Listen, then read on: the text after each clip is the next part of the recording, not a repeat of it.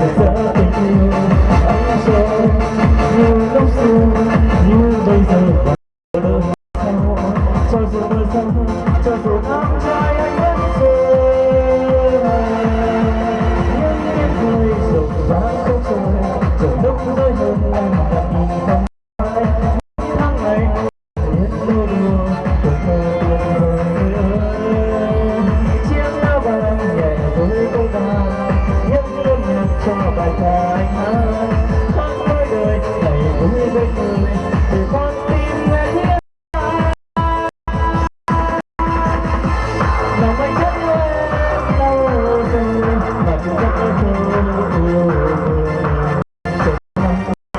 bài say phải còn bên em đâu hay cùng ai người rất thương em học vào trong năm mai yêu và chỉ nói